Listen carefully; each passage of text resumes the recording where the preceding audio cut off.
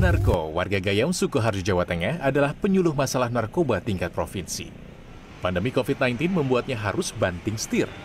Kesukaannya pada superhero dan untuk mencari nafkah mengharuskannya berganti profesi menjadi penjual bahan kebutuhan pokok, mulai beras, bumbu dapur, hingga telur secara online. Uniknya, saat mengantar pesanan kepada pelanggan, Danar mengenakan kostum superhero yang selama ini digunakan saat memberi penyuluhan seperti Batman, Gundala, dan Spider-Man. Danar berharap aksinya menginspirasi orang lain agar tetap bertahan di tengah pandemi COVID-19.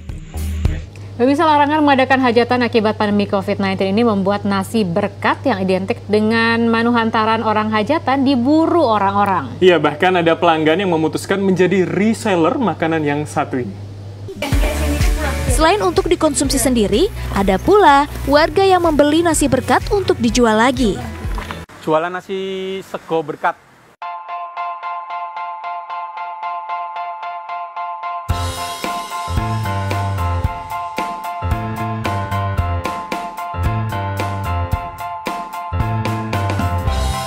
Bertahan hidup di tengah pandemi COVID-19, seorang warga di Sukoharjo menjual beras dengan sistem bayar tunai saat diantar ke rumah.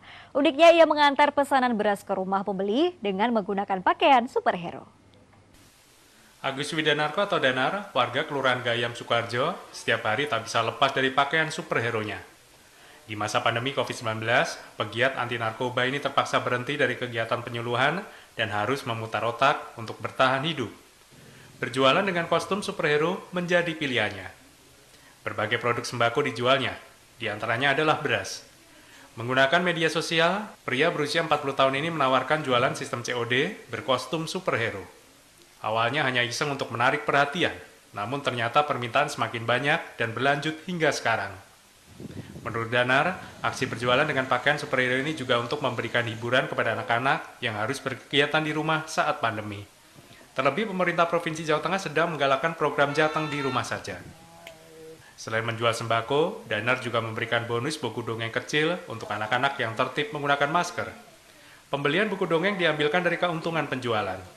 Selama pandemi, permintaan sembako dengan berkostum superhero ini terus meningkat.